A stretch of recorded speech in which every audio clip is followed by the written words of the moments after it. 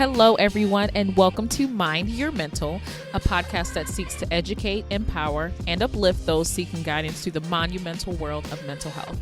I'm your host, Raquel Martin, a PhD candidate in medical and clinical psychology. This podcast is not meant to be a substitute for a relationship with a licensed mental health clinician. Thank you so much for tuning into the show, and I hope you enjoy it. All right. Hello, everyone, and welcome to Mind Your Mental. So today is another fantastic day where we have another fantastic guest. This is Miss Rhonda Khan. She is a communication coach, performer, and founder of Simply Speech Solutions, where she empowers women to speak with confidence and authenticity, which is such an amazing job to have, because did you know that more people will fear public speaking than death?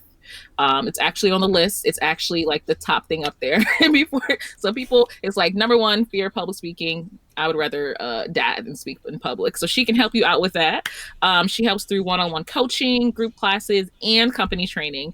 Simply Speech just gives you the tools to tell your story, level up in your career, and get what you want in life without letting the fear of speaking hold you back. In addition to coaching, Miss Rhonda Khan is the writer and performer of her one-woman show, Food, which is an emotional comedy on her journey finding peace with food, her body, and herself. So please welcome Miss Rhonda Khan. Thank you so much for coming onto the show. Thank you. That was a great introduction. I'm ready. Did I miss anything? Tell me more. No, you got it. You are great, girl. Yes, I'm feeling pumped. Let's go. So today, everyone, is another a day where we are being blessed with someone's narrative of how they balance mental health and their life. So why don't we start with that? What is your experience with managing, balancing, keeping your mental well-being up? Like, why don't we start there? What is my experience? Well, here's where I'll start. Because it's dense. I am a person who has ADHD. So ADHD is attention deficit hyperactivity disorder, which means that I have challenges with focus, with planning, with organization, with managing my impulses. And I was diagnosed with ADHD very late in life at 29.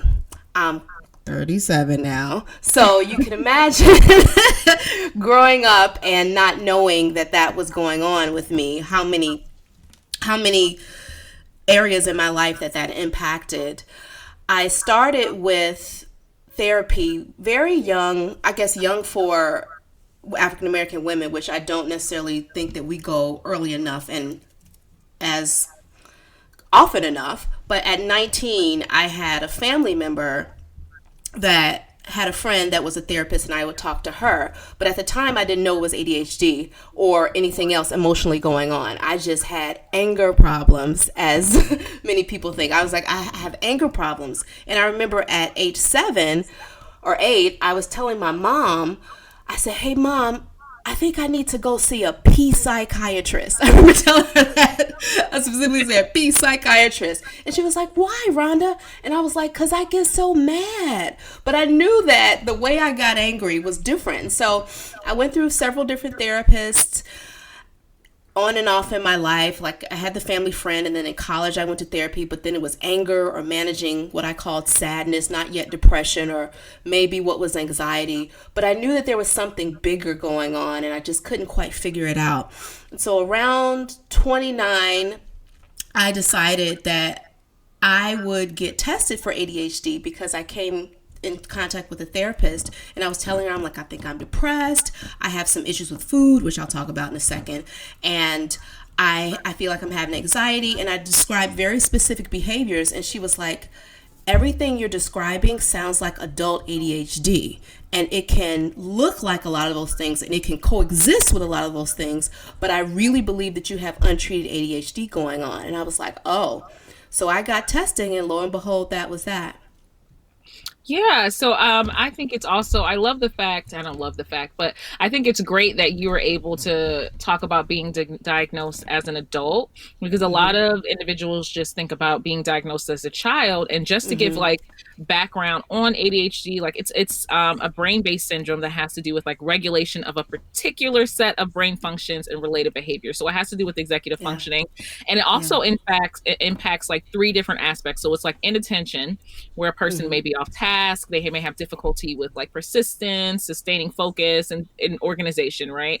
Then there's also like the hyperactivity part, which may be someone moving around constantly, fidgeting, tapping, or talking. And then there may be the impulsivity part, which means a person makes like quick decisions, and they maybe like after the fact, like, oh, I Mm-hmm. should have done that. And they need like, Yeah. it helps them to have like immediate rewards, or they don't really do well with delayed gratification. But the thing that I think is important to state is that it's not necessary to have every single one of these. It's not necessary to Yeah. have inattention and hyperactivity and Yeah. impulsivity. That's not the case. Some people, Yeah. actually women, are actually more likely to be diagnosed with the inattention one specifically, Mm-hmm. like having your mind wandering off task, having difficulty sustaining focus, having disorganization. And because of that, and the way most women present with the inattention one, it actually gets lost under the radar. So Yeah. with young boys, a lot of times you see the hyperactivity. You can tell a Mm-hmm. child like running around, or an adult running around not being able to focus. But with women, a lot of times when they tune out, it's not always obvious. Like I'm still Yeah. focusing, I'm still looking at the presentation, I'm still looking Yeah. like I'm writing notes, but I stopped paying attention like 20 minutes ago. So that's why Yeah. it's so much easier for the inattentive piece to fall under the radar when it comes to ADHD, Mm-hmm. because so many people just think of like hyperactivity and impulsivity, and it's not just that. And it doesn't Mm-hmm. even have to be that at all. And you really could just have solely an inattentive presentation. Which of Yeah. course would impact so much, because then you start getting frustrated that you can't focus. You can start getting frustrated that you're disorganized. You can't put stuff Yeah. together. You're wondering what's wrong. And then you may start getting anxious around this, like, oh my God, I have this presentation. It's going to freak me out. I can't do good with it. Or you Yeah. might start getting depressed because it's like, I'm not going well in work. I'm not doing a good Mm-hmm. job because I keep handing in my deadlines late. Like there's Mm-hmm. so many things like you mentioned, and like your mental health Mm-hmm. professional mentioned that like it could be this, but I kind of think it's this. I think this is kind of Mm-hmm. where everything is stemming from. So it is Yeah. so important to get like accurate information out there, because everyone's just like, Yeah. oh, I'm not hyperactive. Oh, I didn't say you were. Yeah. I said, Yeah. Yeah. Whoa, whoa, whoa. said, Yeah. I said you may have ADHD, which means you Mm-hmm. may just be struggling from an inattentive piece. Yeah. And I think that would hit so many more people if they didn't get like the incorrect facts. They're like, I'm not hyperactive. I didn't say you Right. Yeah, and I think, and I'm so grateful for that explanation, because a lot of people have the image of this little boy who can't be still in class, or this person that's just all over the place. But in women, yes, it does manifest in different ways. In high school, I remember being called airhead or spacey, or people would joke that I would do those things, and the thing about being diagnosed later in life, but having those things said to you, and learning how to experiencing life in a way that people are always acting like you're messing up or you're not meeting the mark, it creates a level of self-esteem that is very dangerous, because you don't know that you have this disorder. You think it's you think you're lazy or stupid or crazy or all these other things. And so that whole thing can create a whole levels of depression and anxiety and feelings of not enough. So I'm so glad that as you highlighted that. And the other point I wanted to make is that the inactivity and impulsivity, what really brought that home and together for me were my emotional issues. I read something that told me that those were connected to my ADHD, and so my issues with interpersonal relationship have to do with my impulsivity and how I say things and blurt them out and don't realize it, or my negative emotional qualities, like if I'm, which I talk about in a bit, I'm sure we're going to get to it, about my eating issues. When I talk about those kinds of things, if I'm overeating some food, it's yes, because maybe I'm depressed or anxious, but also my impulsivity can't make it stop. So Yes. it affects so many different areas besides this person not being able to pay attention. It could affect you emotionally, affect your relationships. And when I realized that, I was just like, let me go ahead and get testing and see what they're talking about, because this is really explaining everything. Yeah, and honestly, just hearing the fact that you had the wherewithal to sit and say that you needed testing, it's kind of you already being ahead of the game, because I think there's so many people who suffer in silence, and it's so difficult for them because they have a concern about seeking mental health, or there's a stigma associated Yeah. with it and stuff like that. So the fact that you had the wherewithal to be like, something ain't right, I gotta talk to somebody, not even just as an adult, as a child, when you said like, mom, I gotta see somebody, like, so I gotta work on this, like, that's Yeah. amazing. But I will say, we had someone else on the show, Saida Murphy, who talked about the same thing. She got told that she had anger issues. And Anger. if Yeah. y'all do not get anything from me, Oh my remember this: gosh.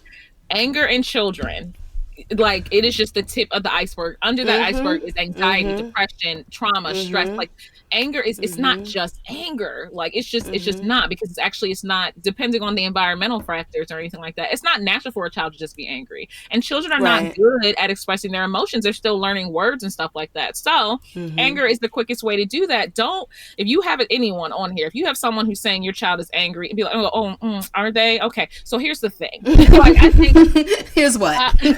I think there is more to it. And I will say, like, and there is research on this. I have done research on this. Inaccurate assessment of mental health disorders affects minorities the most. Period. Thank you. Okay. Thank you. So don't let, and I always say our children, because I'm thinking of like every brown, black, yellow, whatever, green, purple. It affects our children the most. So don't let someone just tell you your child is angry and they need anger management. No. Yeah. Your child may need a mental health professional, but it's not, that's not what it is. It could be anything else. Right. And I'm so glad you said that. I want to say I was grateful to have, I've seen a few therapists, but several years ago I had a therapist. She was not a black woman, but when I started to talk to her about anger issues, she brought up the cultural, sociological issues around a black woman having anger issues. And I really appreciated that, because she was saying, there's this, but how are you processing how to process your anger as a black woman, knowing that when you process it, it can be perceived this way and that way. And so there are levels to somebody saying that a black person, child, adult, anything, has an anger problem. It's important to address that. Yeah. And with that, you don't even, and you mentioned a good point. It doesn't have to be a black clinician. It just has to be a culturally competent one. And just because you're black does not mean that you're going to be culturally competent. Okay. Say it again. We have our biases just as much as everybody else. Okay. And it sucks because it's inbred in us, because so many people have imparted that on us. But, don't think that, if I see a black clinician, they're going to get it more than someone else would. I mean, that could be the case, but it could also be wrong. Like, my experience as a black woman growing up in Philly and being up north is very different than someone else's experience. I don't know, being reared in, I don't know, what's one of, like, Wyoming. Oh, wait. Me. Right? Like, right. Blue Ivy is going to be a black woman one day too, like an adult. We don't have the same experience. No, we do not. Like, but here's what I'll tell you about me. And Raquel, I'm the one who, I'll show up to a new therapist and be like, okay, here are my diagrams. Here's my shame pyramid. Like, I know because I know myself so well. And I'm like, hey. But for the longest time, can you repeat that, because you actually cut out for a little bit? Okay, so I will say this. I am one who will show up in therapy with a diagram with notes like, okay, so here are my shame issues. Here's my depression. Here's a diagram that I've created. That's how I show up, because I know myself and I know how this whole thing goes. But I also know who I need to see for me, and that comes with experience. And originally, at one point, I was like, I really feel like I need a black woman because I need to talk through my black woman issues and this and that. And I have had black therapists, and they have not always been great, and they have not always understood, because of the very fact of we do not have the same experience.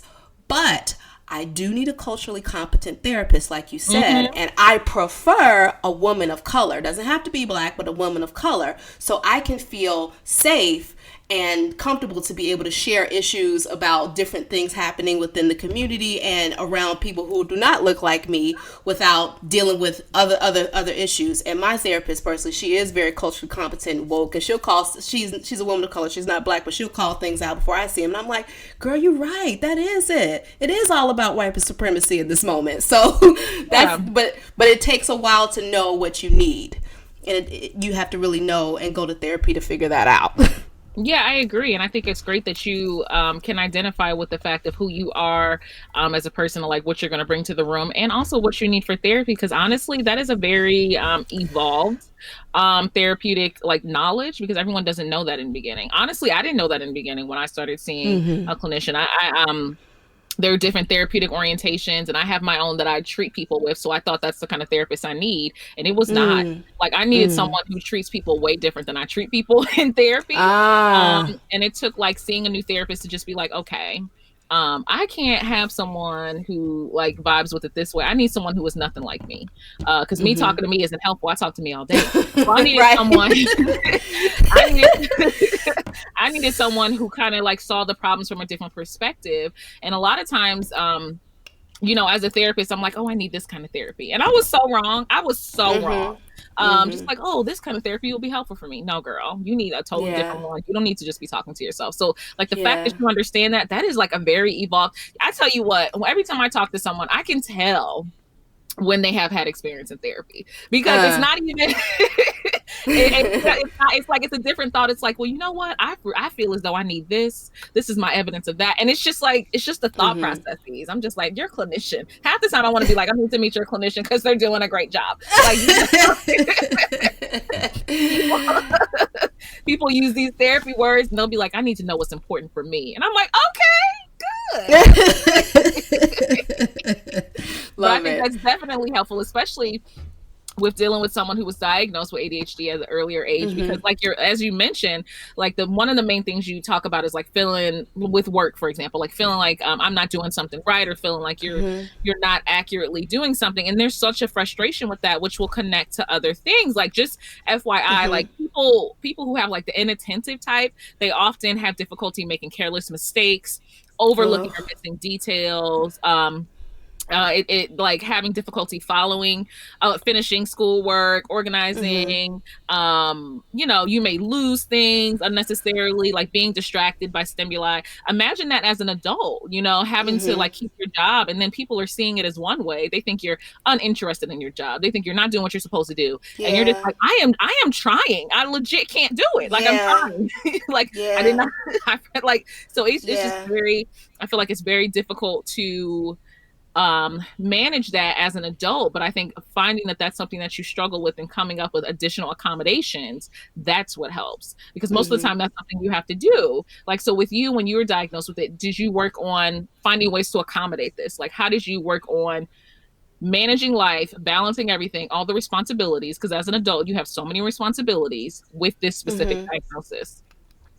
Yeah. Well, yes, it's a work in progress. It's an everyday work. I read a lot of books. My favorite book is You Mean I'm Not I'm going to get the title wrong. You Mean I'm Not Lazy, Stupid or Crazy. I may have reversed those. But that's a really Okay. good book written by two women with ADHD, and it has pictures and big writing and everything we need as ADHD years. But it was I read Driven to Distraction. I think it's Dr. Hallowell, which is one of the biggest writers in ADHD. I read a lot. I did do medication for a little bit. I did try stimulant medications, and it was helpful. For me personally, I felt like, and this is going to get into, and I hope we're going to talk about this, my food stuff, because Oh, yeah. a tricky issue with stimulant medications, it's great. And if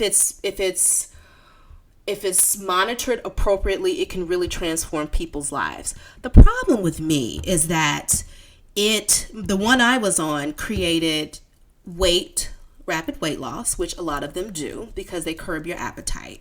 Yeah, And significantly. You have because no appetite. and because I have body image and issues with food throughout my whole life, it was a bit triggering for me because it could be dangerous if you think about it. Like, wow, I take this pill that I need to help me, but guess what, I also can lose weight, and it could be manipulative. And though I didn't abuse the pill, it was very dangerous in that state. And there were a couple of, and again, disclaimer, I support medication if you believe that that's what you need for your mental health issues, and it's recommended by your mental health professional. But pills do not teach skills, and it's very important to have a system in place. And so what I tried to do was get all different types of systems to help me, especially when I went off. I did medication for about a year and a half to help me move forward. I have to make multiple lists. I have to utilize all the apps I have in my phone. I have to create systems and then create them again. And I need accountability. I have to also realize that I can't do things by myself. So I'm married. I have a son. He's 2.5. And the mental load is even stronger now as a mom, as a business owner, managing all those things. And part of it is acceptance that sometimes I'm going to be messing up and I'm going to forget and I'm going to do it wrong. And other things are like, rely on your systems. If your systems aren't working, let's revisit it and have your husband or whoever else check in with you to make sure this system works and help you revise it. So that has been my journey managing it. And sometimes I do really well, and sometimes I like to say I'm having a real ADD day to day, and it's just what it is. So that's the journey. Same way. I think that's amazing. Understanding the balance of it, because with everyone's life, like with my life, I think some days I will have like, oh, I am having a great, like I'll say like I'm having a great psychologist day. I'm totally being an adult. I've managed my time well. Other days I'm like, I can see sounds. Oh my God, I balance this terribly. Like I am exhausted. I still got stuff to do. I am not being kind to myself with my words. I have taken care of no self-care, and I haven't eaten a meal. And it's just like, it is a balance. Like, I don't think any day, I don't think any week I have had like an amazing week, because life does get to you, but it's all about those accommodations and trying to be mindful of it. Because to me, self-care is not always going to be like a massage or like taking a long walk. Sometimes self-care is going to sleep 10 minutes earlier than you used to. Sometimes self-care is deciding to like drink a glass of water, chill out, and complete that assignment tomorrow. Like, it doesn't always have to be like a taking care of yourself. Sometimes self-care is asking for help. I think that's the biggest thing I think will be helpful for individuals to understand. Self-care, you know what? Balancing mental health can just be like telling someone, I don't got this. I know I always say I got this, but today I don't. I need help. It was difficult for me to ask, so please be receptive to this. And that's how I take care of myself. So I love the fact that you mentioned that, like, balancing it with work, and you ask your husband for help, and sometimes you need it, sometimes you don't, but when you do need it, you feel comfortable asking for that. That's amazing, because you will need support when you deal with that. Yeah, I mean, and don't get me wrong, there's some times where I put on that Superwoman cape and think I can do it all, and that's usually when everything crashes and burns. So because there is a level of, and that's another thing which I imagine you get in contact with a lot in your work, is that, again, processing all of this as a Black woman and the stereotype that we're supposed to have all our stuff together. I don't know if we can say bad words on this podcast, so I said stuff, but I meant the other part that we're supposed to say. But we're supposed to have it all together, and the shame that comes with I actually don't have it together, and I actually screwed this up, and I often battle with that with myself as I'm getting in my upper 30s, and I'm like, I should have. Sometimes I go into a shame storm, like, I should have this together. How come you can't do that? How come you lost your keys again? How come you were absent-minded and did this and that? And then I have to remind myself to be gentle, even though I'm struggling. Like, this is okay. This is okay. You'll figure it out. But it's hard. That's amazing. It's a process. Yes, that self-talk is amazing. I am currently pregnant. My husband has asked me multiple times to sit my behind down. Oh, congratulations. Thank you. He has asked me to sit down multiple times. He has said multiple times he will do stuff. He has been good. And, great person. He's just like, you need to ask for help. And I'm like, but I don't think I need help.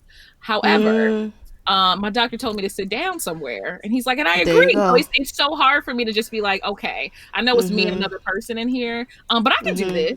And then I get to a point where I'm like, oh my gosh, my feet look like bowling balls. I can't do this. Ooh. Like, it's just like, and even as an adult and as someone who's dealing with this, it's hard to just ask for help, even with people who are willing to help, even with someone who's saying, can you please tell me when you need help? And I'll be like, yeah, sure. And then I don't do it. Like, some days I do it because I'm forced to, but some days I don't. And it's just so hard to like put that cape up. It's just, I totally get where you're coming from, because I do that all the time. And honestly, it frustrates the heck out of my husband. He'll just be like, I told you to tell me you needed help. And I'm like, but I didn't think I did. Yeah, man. And I will say, unsolicited advice that you didn't ask for. I don't know how far along you are, but that little person will slow you down whether you want to slow down or not. So it's something that I didn't do when I was pregnant, and now in addition to all the mental health stuff that I have going on, I didn't, when I was pregnant, nor when I first had my son, ask for help. I didn't ask for help enough. Sometimes you don't know what you need, but it's a good idea. I support your therapist and your doctor, you said, and your husband, to sit down and to check in and to start that muscle, because it's going to be even harder when you're in that early parent trying to figure it out. So again, unsolicited advice, but I have to share. Mind you, and look, I know, and mind you, I work with children and adolescents. I tell parents to ask for help all the time. Know how I'm sitting here not doing it. So we don't take our own advice. Dude, never do. I am always very transparent. It's one of the things that I love about being a podcast host, because I'm just a transparent person. I don't get it right all the time either, y'all. I be telling y'all to do stuff. I don't sit down. I need to. Yes. And I'm censoring it too, but he don't tell me just to sit down. He tells me to sit my behind down, and he does not say yes. Behind. He does not say behind. He'll just look at me like I'm crazy. Like, are you doing dishes? Why are you doing the dishes? What are you doing?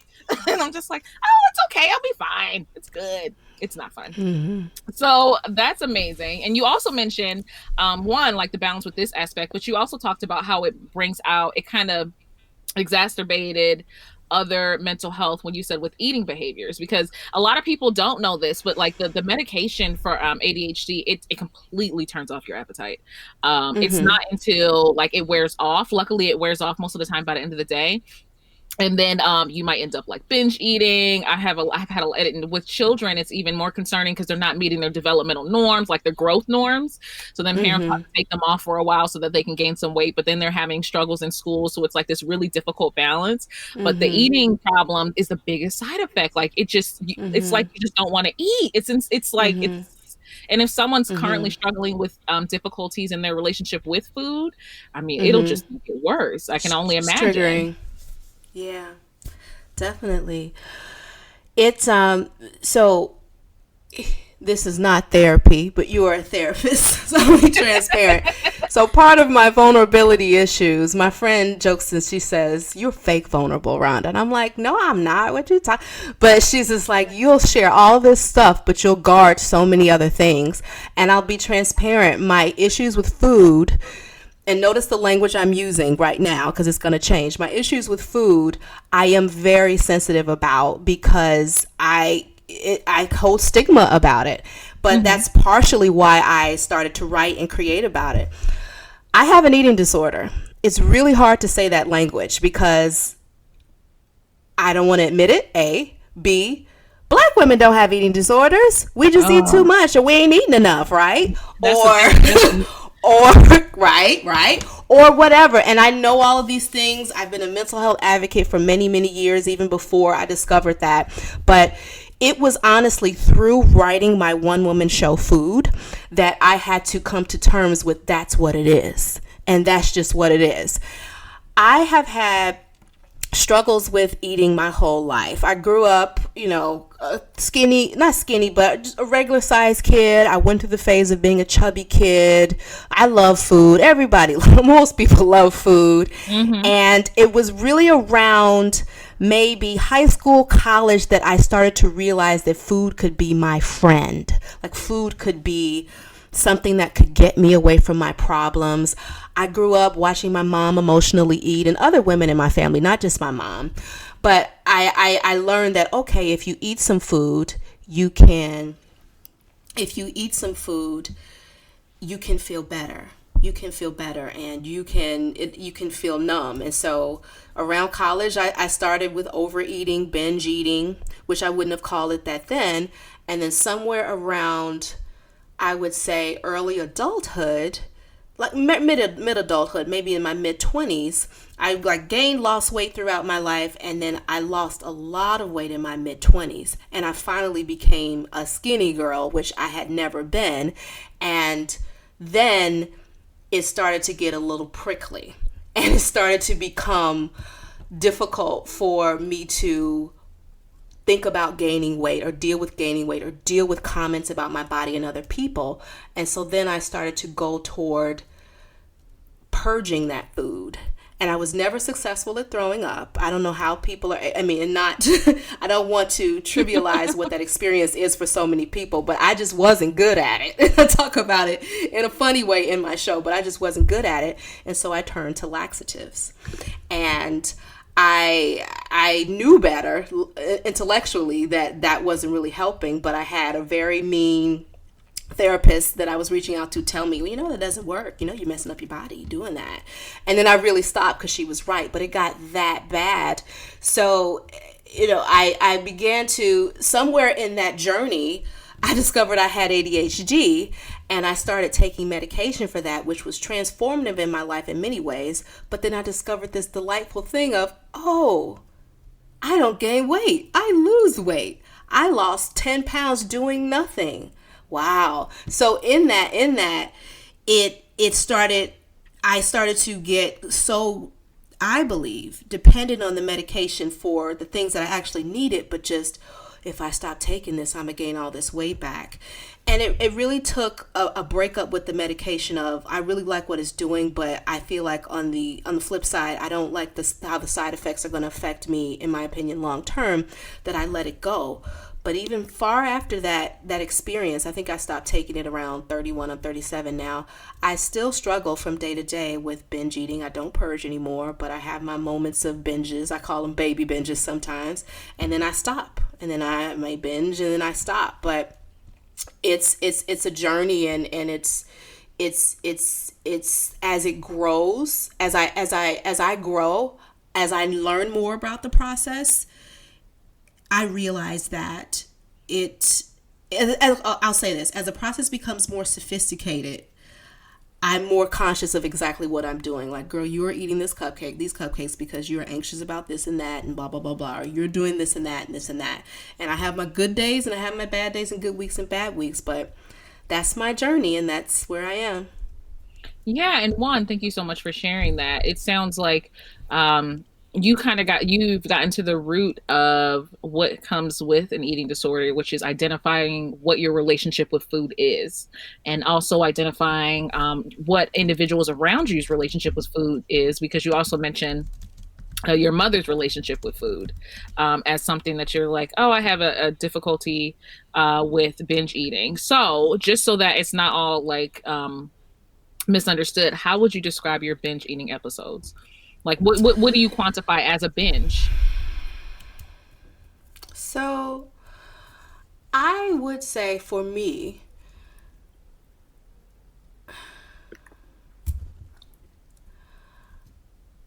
eating than more than a couple of servings of whatever it is. So it could be in a 4 cupcake tray. I'm talking about regular size cupcakes. Hmm. Eating all of that, Okay. which I think is a baby binge. And then getting some pizza. Couple, 2, 3 big New York style slices. And then eating something else in a couple of minutes. You know, so it sometimes it's just, I'm going to eat this whole package of cookies.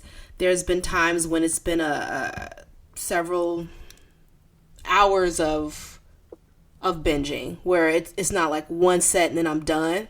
I wait a little bit till I can eat some more and then I eat some more. Yeah. So one, I love the way you describe that. And I think like you started off with certain myths like, oh, black people don't, women, we don't have the eating disorder. One, that's the first myth, right? Because binge eat, no, mental health disorders, they don't discriminate. They like to choose Mm-hmm. everyone. Okay, so like I think Mm-hmm. we need to start there. Also, I think everyone, especially listeners, would be surprised to understand that binge eating disorder is actually the most common eating disorder in the United States. Mm-hmm. Facts. Like there, Mm-hmm. that is just a statistic to know. And it's just symptoms are just like you mentioned, eating Mm-hmm. unusually large amounts of food in a specific amount of time, eating when your Mm-hmm. food are not hungry, and when you're not, when you're full, and when you're not hungry, eating until you're uncomfortably full. You may decide to eat alone or in secret to avoid embarrassment. And one of the biggest things is when you're feeling distressed or ashamed or even guilty about Mm-hmm. your eating. Um, Mm-hmm. And binge eating is pretty common. Like, and you mentioned it as a baby binge, and I think that's important to state because some people's episodes are bigger than others. Some people's episodes are smaller, but it's not just about it's about the quantity, but it's also about how you feel after the fact. How, Yeah. like, when you mention like eating 4 cupcakes and then eating the pizza and eating something else, like it's also about how that eating behavior makes you feel. Do you feel like you were in control during that eating episode? Do you feel like you were avoiding something else, like you mentioned, eating the cupcakes because you felt anxiety?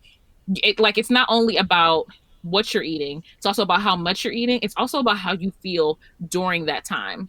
And I feel like binge eating disorder is one that is not um as well educated in the environment, because anorexia nervosa involves more like extremely restricted eating, like an intense fear of gaining weight, distorted body image. Bulimia nervosa is more so when you have episodes of eating large amounts of food and then purging that, whether it's through laxatives or vomiting. But binge eating, I think individuals need to know more about, because one, it's the most common eating disorder, and two, it really has to do with your knowledge of what your relationship with food is. I think all eating disorders do, but also with when you're eating, it's like, why am I eating this? Why am I eating so much? Do I feel comfortable with this? And then just the feeling afterwards of like, I don't really feel happy about myself after that. And you really have to take the time, like you clearly have done, to identify your relationship with food. Like, what does this food provided you? Because food is amazing. And also, there's like a mind body connection, because when you're stressed out, your body actually does crave more fatty foods. No one gets stressed and wants a salad. I want a pizza, 5 of them. That's just what it is. Like, it's just, That's and just what it sometimes, is. and it's not just like, it's not like it's atypical. It is typical. Like, we can go into like the whole, the chemicals that are released in your body as a result of stress that make you crave this food, but I don't do that. I'm gonna just let you know it's natural to crave um, it's natural to crave high fatty foods and things like that. Comfort foods. They're called comfort foods for a reason. When you're stressed out, if you're having high periods of stress and you don't have another way to cope, and this is what makes you feel good, you're going to keep doing it because that's how you cope. It may not be the best Yeah. way, but it's so difficult to for some people to honestly acknowledge their relationship with food. Like the fact that you said, I'm eating these because I'm anxious. It takes people a lot of time to get to the point that, like, I'm not eating because I'm hungry. There has to be another reason. I'm not hungry and I'm eating. So what's the reason? What is this food doing for me that I can't get from something else? Right. And I think that's just like such a deep process. And I think identifying the myths, the biggest myth, Yeah. people need to understand with mental health does not discriminate. It's one of the Yeah. few things in the world that doesn't. Nope. The Like, one, one of the few. one of the Yeah. few. Health difficulties, mental health difficulties, they do not discriminate. We get them Yeah. all. And to add to that, and I hope all the listeners got it. I know you did, Raquel, when I was saying black people don't have eating disorders. That was all sarcasm because we absolutely Yes. do. And once I called myself out on that, I was able to identify it in so much. I'm like, but it sometimes manifests in different ways, or ways that we didn't see when we grew up.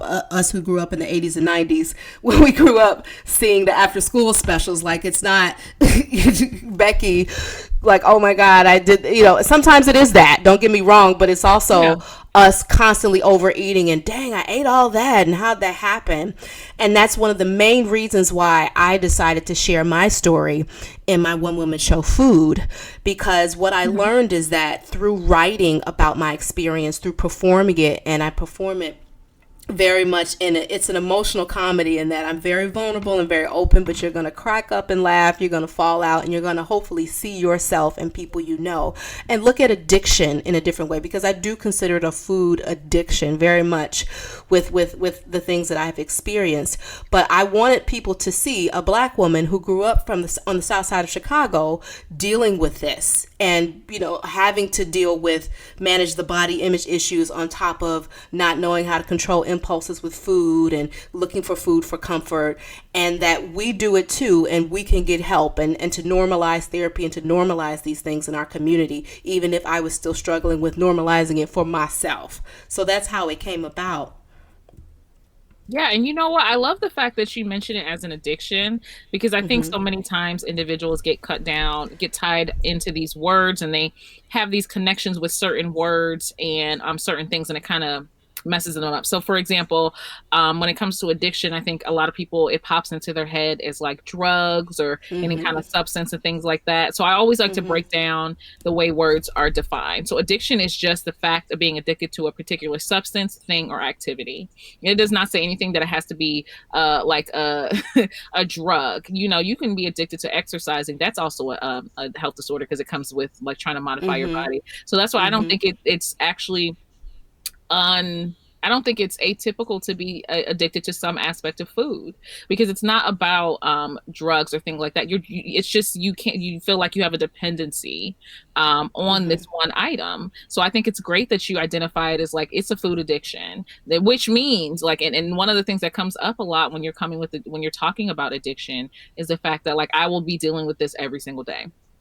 Like this Mm-hmm. is something that I'm just going to Mm-hmm. struggle with, but it's something that I'm going to put effort into every single day, Yeah. which I think is necessary. One thing I do want to hear more about is this one woman show, though. So, like, tell me more about this because that sounds so cool. Man, you have got to you Yeah. are clearly helping people with public speaking because I would never have the comfort level to do that. Like, clear, like, Well, you know you're public speaking now, right? Do you it's not the know your same. It's not the podcast? same.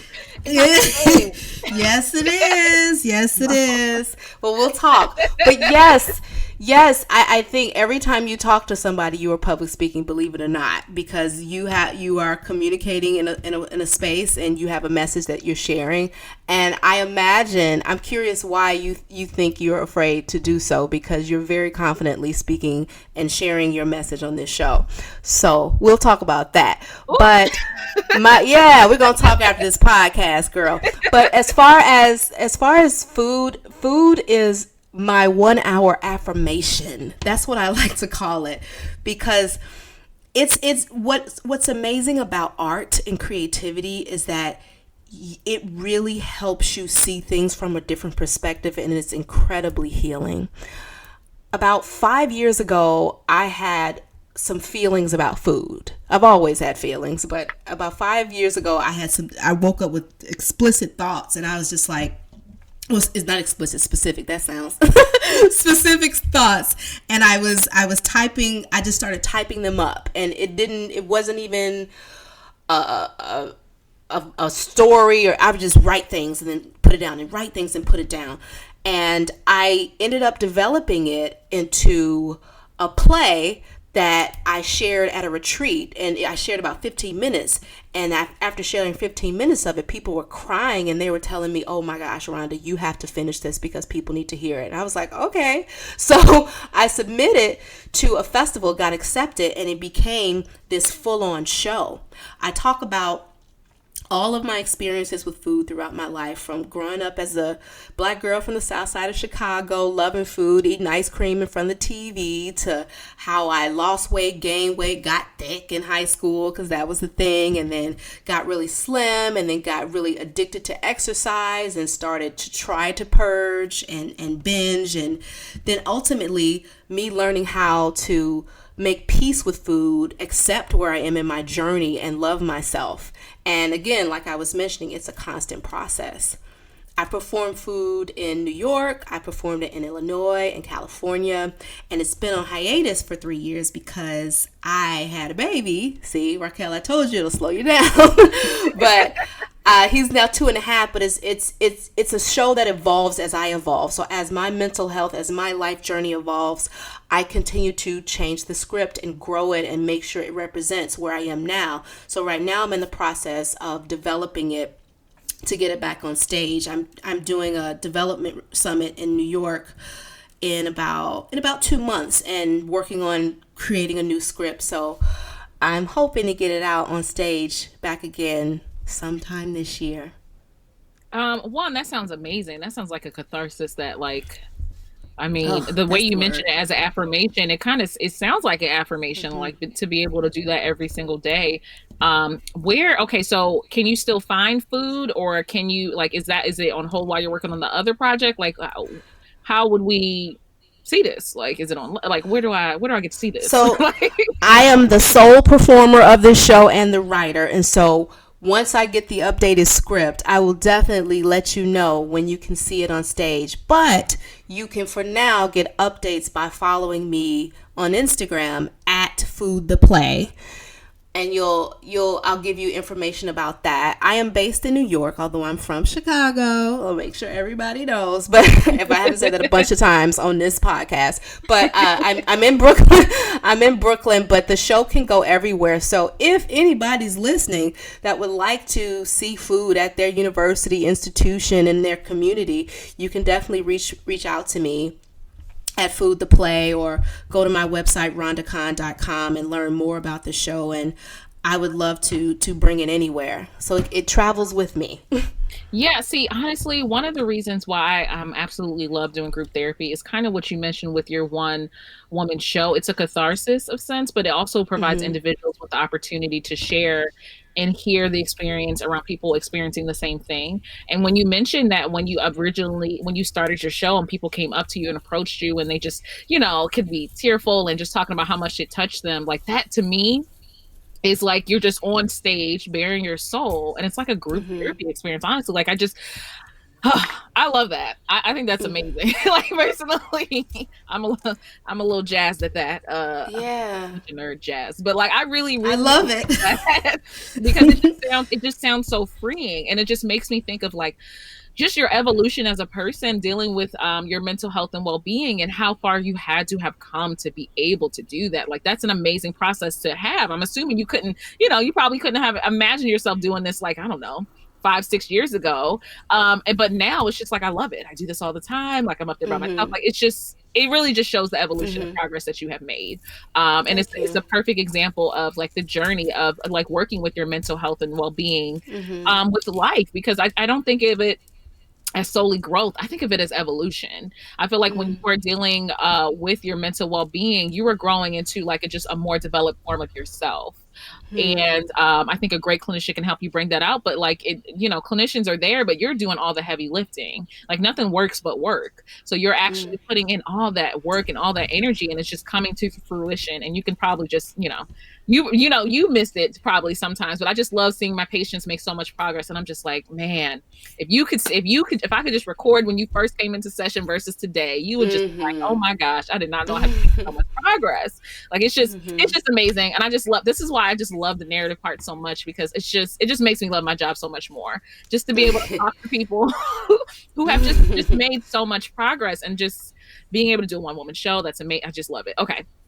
So one, thank you for sharing. All of the information that Rhonda just shared is going to be in the show notes. So I'm sure you guys all want to follow her now. I am able to follow her already, but you guys can jump on board. You're already late because I'm ahead. So I'm going to put all that in the show notes, not only about food, but also about her business as well, because that can help so many different people. I always wrap up the show with talking about, you shared a bunch of really good books, and you didn't get it wrong. The book is called You Mean I'm Not Lazy, Stupid, or Crazy. Oh, okay, good. Yes, you got that right. It's by Kate Kelly and Peggy Ramundo. So that's a really, really good book. Another one you mentioned will be in the show notes too, under resources. But I always ask, do you have like a mantra, an affirmation, like anything that keeps you going through the tough times that you just remind yourself, and it just like pushes you that extra mile? I have two. Yeah, share them both. One is affirmation, one is a quote. The affirmation is that you are enough. And people say this a lot. It's so cliche now, but it's so accurate, and we all need it. I have to constantly say, I am enough. I am enough. I am enough. I have it. It's literally right. I'm at my desk. There's a Post-it right in front of me that says this. And that's what I constantly affirm. The quote is from Maya Angelou, and it very much represents the work that I do in every area. And it's the one, she says, people will forget what you say, forget what you did, but they will never forget how you made them feel. And that is what I live by, what my business is based on. I really like to work from a place of intention. And so I'm always thinking about how do I want these people to feel? How do I want this experience to be, over how can I be perfect, or how can I do it right? And when I'm always working from that place, I'm so much more impactful, and I feel better about myself. And hopefully others do as well. Yeah, first of all, those are amazing. And you know what? I think cliches get a bad rep. Okay. I think some things need to be cliche. A lot of the cliches are great. You are enough is an amazing cliche.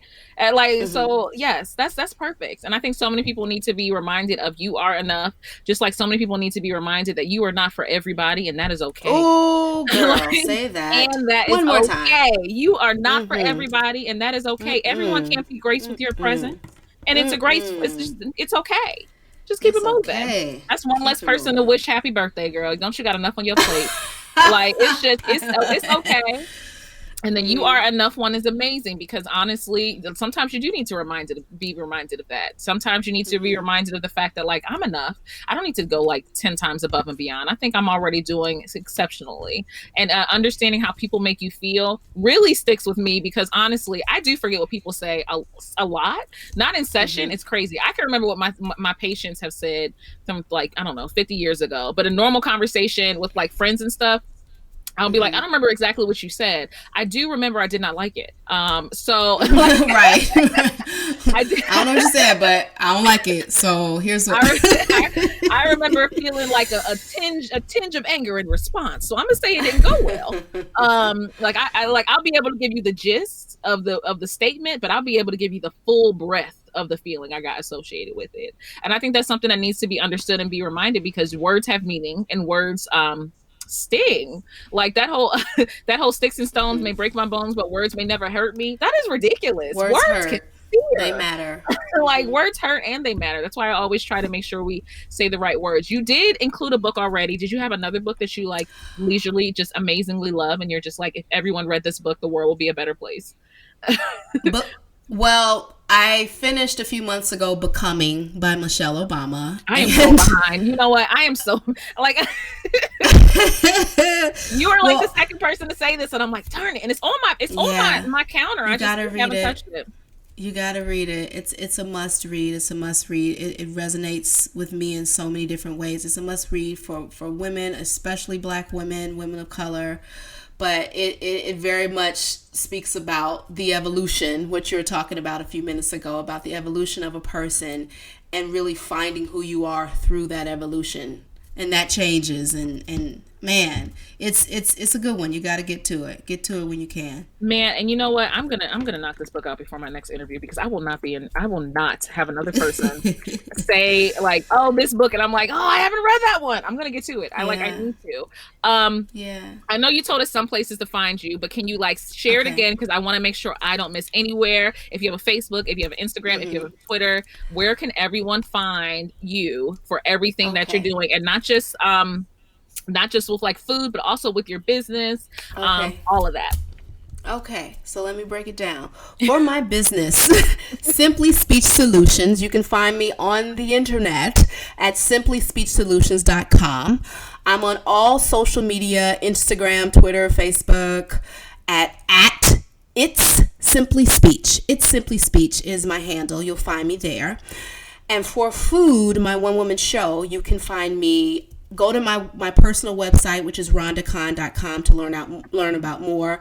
But you can find me on Instagram at Food the Play. That's my Instagram handle where you'll find information about my show and me in general.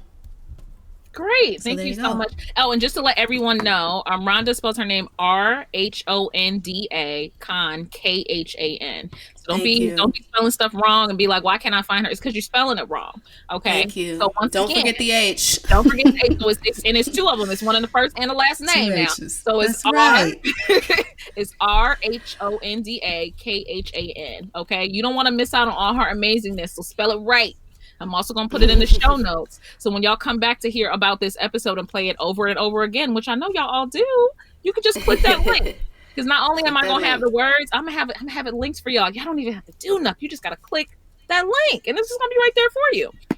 So once again, Rhonda, thank you so much for sharing with us today. Like I always feel so blessed in my job because I get to help people like with really intimate things. But I also feel very blessed with the fact that you feel comfortable enough to come on the show and provide some more information about mental health. Because like, as we were talking about before we started recording, I think the biggest issue why it's so easy to miss out on struggles or like a mental health difficulty with yourself or with someone else is because there aren't enough narratives out there of people talking about their experience and how they kind of work through it to be able to see the signs and symptoms. So I just really think that you just coming on the show and being so transparent has really helped.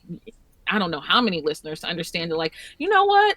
I always thought ADHD only had to do with hyperactivity and impulsivity, but this inattentive piece, I might have that one. I might have to look into that. Like, I need to just check in with myself and see if I need more help or what is my relationship with food. And I just really appreciate you coming on to share that. So thank you, everyone. This is another episode of Mind Your Mental. So you can find this podcast anywhere you like to listen to podcasts. I am everywhere, y'all. I applied to be on everything. So iTunes, iTunes, Spotify, Blueberry, Podbean, Radio Public, Acast, anywhere you like to listen to a podcast, you can find me. I'm also on Facebook at Mind Your Mental Podcast and Instagram at Mind Your Mental Podcast. So thank you guys. I hope you enjoyed the show. I flipping loved it. So I can only imagine how much you did because I thought it was fantastic. Thank you so much, guys, and have a fantastic day.